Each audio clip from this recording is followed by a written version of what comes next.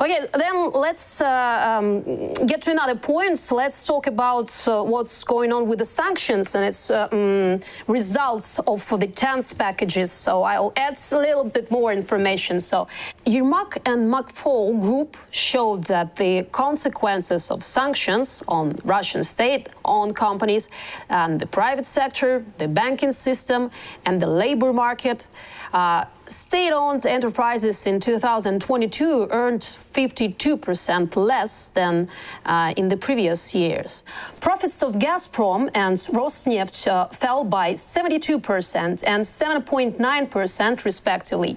The total profits of commercial enterprises decreased by 12.6%. The biggest decline is in mining, oil and natural gas, and the wholesale and retail trade. What strategic sphere of economy still working in the Russian Federation from all these losses that I just named? 90%, 75%. It just the numbers, but it's the people. It's the huge amount of people that working in these industries. So what industry is still working in the Russian Federation?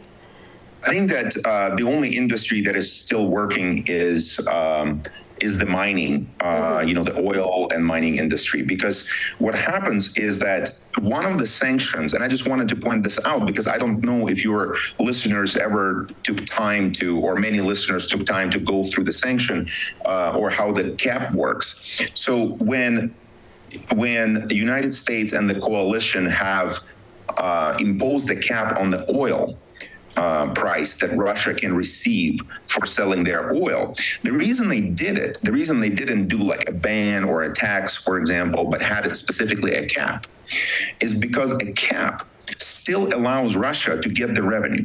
Of course, I wish they had no revenue. But what that achieved, the reason they did it, is because now Russia has no incentive to pull oil from the world market.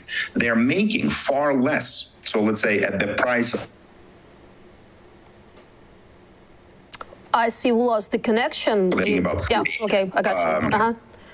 Profits. But now when it's 60, their profits essentially were cut in half. I mean, this is roughly matching this is not precise. There are other costs, there's, other considerations, but it's a huge effect because when you think about price going from 80 to 60, you might think, well, it's only 25% decline, but it's actually a 50% decline of the surplus over the cost. But it still gives them incentive to produce oil. So if you look at the revenues in the revenues and the part of oil revenues that go to the budget, they have declined dramatically. But the quantity, yeah. It hasn't. So Russia is selling as much oil, is putting as much oil in the global market as it did before, or maybe even more. They threatened to cut production, to increase the prices. So presumably consumers in developed world will say, oh, we don't want to support Ukraine because now we're paying a little bit more at the gas station. I say it's a very small price to pay for lives and freedom and the future of civilized world. But Russia was trying to do that. But the rest of the world has called their bluff, because if they reduce the quantity of production, if the prices would go up a little bit in the world market, guess what? Saudi Arabia would say, great, thanks, Russia. Now we can make more money on our oil. They will increase their production. So that was not a credible threat.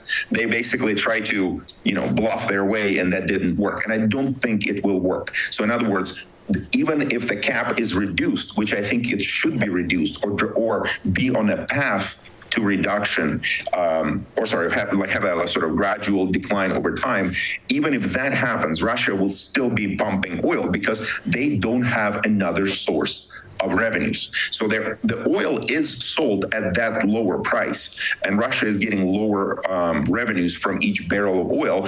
And I think, but the quantity, to your question, the quantity isn't declining. So in other words, somebody is still working, pumping, servicing. So the only the interesting thing here is that all of those sectors that you mentioned, they still work. They're just not making any money, or they're making much less money. Banking is a very telling story, and it connects to your previous questions about the ability to borrow from the banks. If Russia is really borrowing from the banks and not paying them the full market interest rate, that might be the result of that. Although I don't know, it's hard to say, but the but that interaction, it'll make it harder and harder to finance their debt as well.